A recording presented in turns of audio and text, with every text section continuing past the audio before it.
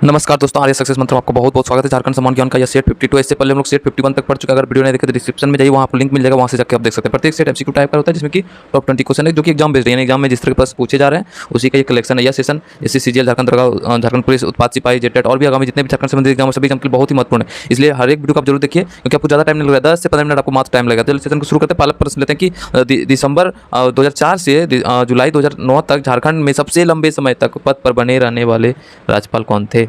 ठीक, तो ऑप्शन दे दिया है प्रभात कुमार, सैयद सित्तरजी, विनोद चंद्र पांडे, इनमें से कोई नहीं।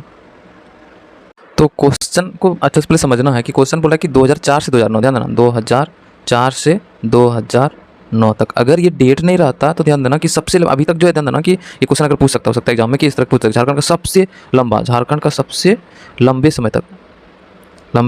समय तक जो राज्यपाल बना है वो द्रौपदी मुर्मू। ठीक, और कितना साल के लिए बनाता है ना, तो 6 साल 56 दिन के लिए। ठीक, 6 साल 56 दिन, इतना लंबा अभी तक कोई नहीं बनाया। लेकिन यहाँ पे क्वेश्चन पूछ रहा है 2004 से 2009। ठीक, क्वेश्चन ये बीच से भी उठा पूछ सकता है। तो 2004 से 2009 जो बना था वो सैयद सित्तरजी बना था। ठीक ना, तो ये उस टाइम में जो है ना सबसे ज़्यादा साल के लिए बना था। लेकिन अगर पूरे कार्यकाल अभी से लेकर यानी जब से झारखंड बना है उस समय से अभी समय तक में सबसे ज़्यादा बना रहा है अभी कौन, झारखंड का सबसे लंबे समय तक राज्यपाल बने रहने वाला द्रौपदी मुर्मू। ठीक, अगले प्रश्न पर आते हैं। अगला ये इसके बारे में और डिटेल से राज्यपाल के बारे में जान लेते हैं पहले कि यानी कौन कब तक कितना दिन के लिए बना हुआ है, वो थोड़ा जान लेते हैं। ठीक,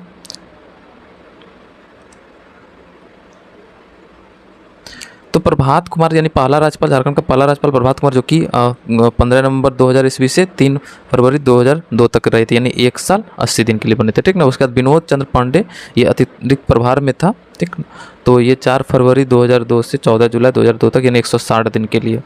उसके बाद एम रामा जोइस ये बने थे कब से कब तक, 15 जुलाई 2002 से 11 जुलाई 2003 तक, यानी 331 दिन के लिए। फिर वेद मारवा यानी ये 12 जून 2003 से 9 दिसंबर 2003, यानी 1 वर्ष 180 दिन। ठीक, सैयद सित्तरजी, ठीक, ये इसी के बारे में पढ़े सबसे लंबे समय, यानी 10 दिसंबर 2004 से लेकर 25 जुलाई 2009 तक, यानी 4 वर्ष 227 दिन। उस समय ये सबसे ज़्यादा दिन तक बने रहते।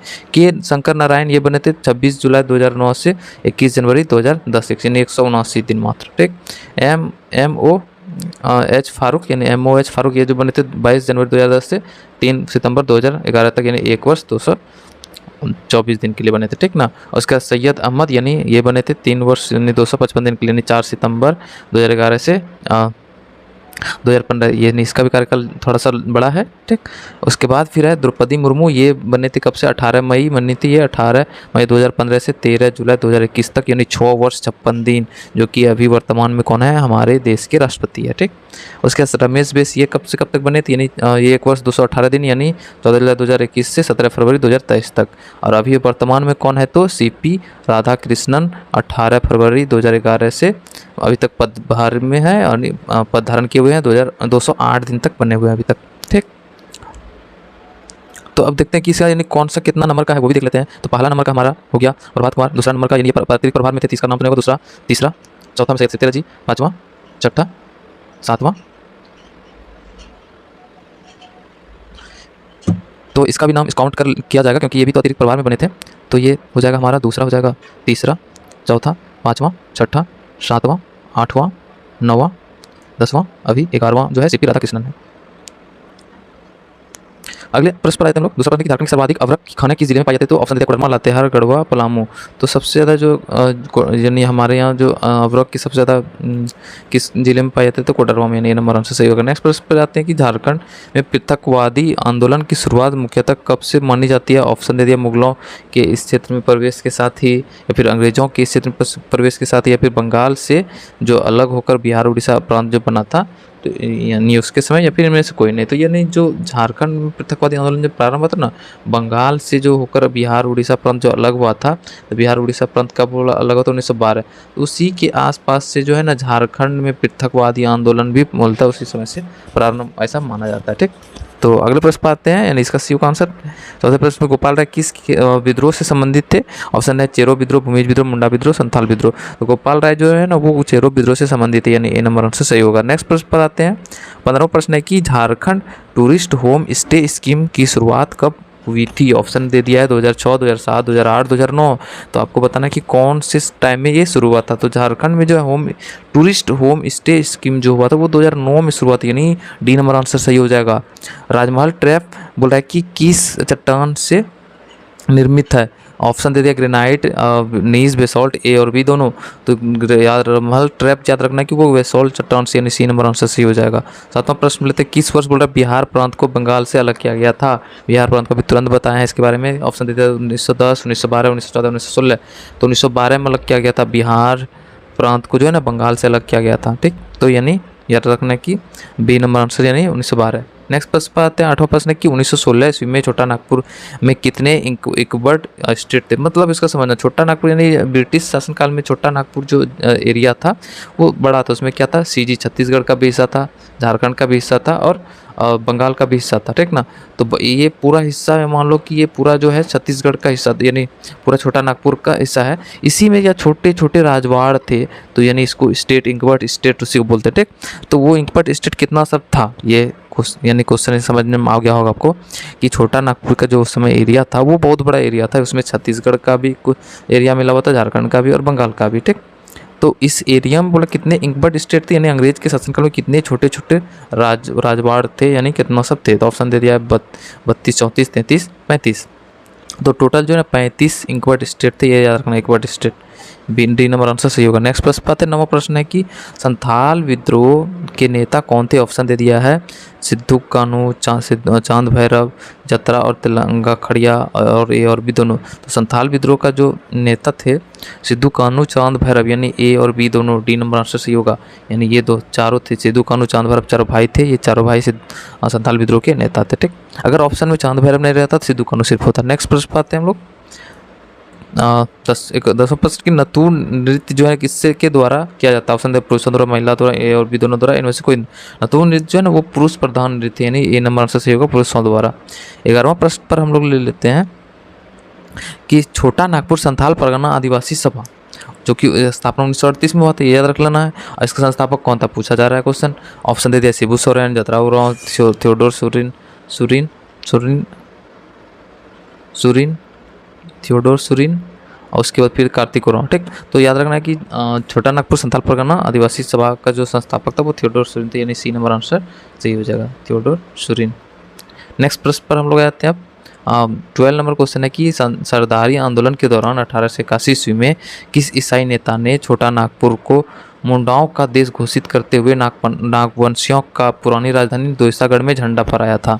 याद रखना कि किस ईसाई नेता पूछ रहा है। ठीक ना, छोटा नागपुर को मुंडाओं का देश घोषित करते हुए नागवंशियों की पुरानी राजधानी कहाँ थी? दोसागढ़, यहाँ पे झंडा फहराया था। ऑप्शन दे दिया जेम्स मैक्स, जॉन बेप्टिस्ट, कहीं की बेपहिस्ट लिखा रहेगा, कहीं टिस्ट लिखा रहता है। ठीक ना, बेपहिस्ट, डेविड कोहेन और मार्क लेमन। ठीक, तो कौन सा ईसाई नेता था? जॉन बेपहिस्ट था, इन्होंने ही झंडा फहराया था दोसागढ़ में। ठीक, याद रखना, ये क्वेश्चन थोड़ा इंपॉर्टेंट हो जाता है। नेक्स्ट क्वेश्चन पर आते हैं। 13 नंबर क्वेश्चन है कि झारखंड के पहले मुख्यमंत्री कौन थे? ऑप्शन दे दिया शिबू सोरेन, अर्जुन मुंडा, बाबूलाल मरांडी, इनमें से कोई नहीं। तो झारखंड के सबसे पहले मुख्यमंत्री कौन थे? तो बाबूलाल मरांडी, यानी सी नंबर आंसर सही हो जाएगा। नेक्स्ट प्रश्न पर आते हैं। 14 नंबर की झारखंड के पृथक अस्तित्व का कारण क्या था, क्या है? जो झारखंड एक पृथक राज्य बना, इसका क्या कारण हो सकता है? ठीक ना, तो ऑप्शन दे दिया पठारी भूमि है, जनजातीय समाज है, या फिर जंगलों की उपस्थिति की वजह से, या फिर उपयुक्त सभी। तो याद रखना कि उपयुक्त सभी, जितने भी पठारी भूमि होने की वजह से, जनजाति समाज होने की वजह से और जंगलों की उपस्थिति होने की वजह से झारखंड एक अलग राज्य का पृथक अस्तित्व बना। ठीक ना, तो डी नंबर से सही हो जाएगा। नेक्स्ट प्रश्न आते हैं 15वां प्रश्न। एक नॉन रेगुलेशन प्रांत के रूप में दक्षिणी पश्चिमी सीमांत प्रांत, यानी इंग्लिश में इसको बोलेंगे साउथ वेस्टर्न फ्रंटियर एजेंसी, यानी SWFA। कभी कभी हो सकता है कि शॉर्ट में ही लिख देगा खाली, SWFA का गठन कब हुआ था? ठीक, तो ऑप्शन देते हैं 1834, 1835, 1836, 1837। तो 1834 में इसका गठन हुआ था, यानी ए नंबर आंसर सही हो जाएगा, दक्षिणी पश्चिमी सीमांत एजेंसी का। ठीक, नेक्स्ट प्रश्न लेते हैं। 16 नंबर की झारखंड में आकर बसने वाले वालों को आदिवासी ने क्या नाम दिया? ठीक, समझना क्वेश्चन ऐसे नहीं कि जल्दी जल्दी नहीं पढ़ना है, कि झारखंड में आकर जो बसा, जो बाहरी आदमी जो बस गया यहाँ पे, ठीक ना, उसको आदिवासियों ने क्या नाम दिया? ऑप्शन में मधेसी, तीकू, वाकू, मजपतिया। तो दीकू नाम दिया। क्या दिया नाम? दीकू। जो बाहर से आके बस गया यहाँ पे झारखंड में ही, उसको दीकू नाम दिया था आदिवासियों ने। ठीक, नेक्स्ट प्रश्न पर आते हैं। 70वां प्रश्न कि सरहुल के अवसर पर किया जाने वाला नृत्य कौन सा? ऑप्शन है झूमर, नतू, बा और डोमकच। ठीक, तो सरहुल के अवसर पर जो है ना बा नृत्य क्या होता है? बा नृत्य, इसके बारे में थोड़ा सा जान लेते हैं कि बा नृत्य यानी ये जो है ना हो सराय केला का एक प्रमुख नृत्य। हो सराय केला जो है ना ये हो जनजातियों का एक महत्वपूर्ण नृत्य। सरहुल के अवसर पर इस नृत्य में स्त्री पुरुष स्वर नाचते गाते हैं, पुरुष एक ही स्वर में नाचते गाते हैं और बजाते हैं। ठीक ना, एक साथ नृत्य और गीत वाले इस नृत्य में पुरुष और महिलाओं का अलग अलग दल होता है।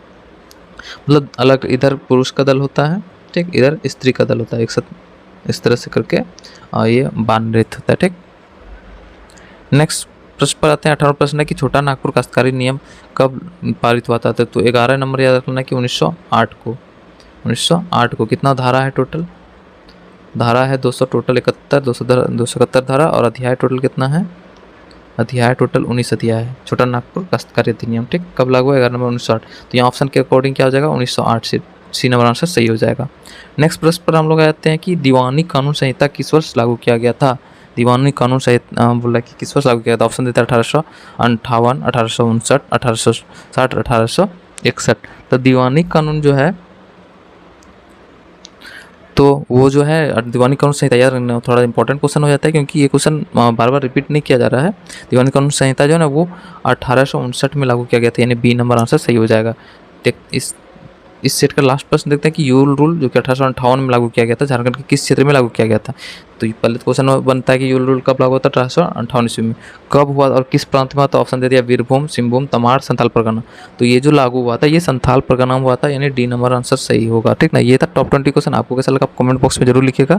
फिर से हम लोग नए सेट के साथ फिर हाजिर होंगे, तब तक हंसते रहिए, मुस्कुराते रहिए और देखते रहिए आर्या सक्सेस मंत्रा का हर एक वीडियो को। धन्यवाद, जय हिंद।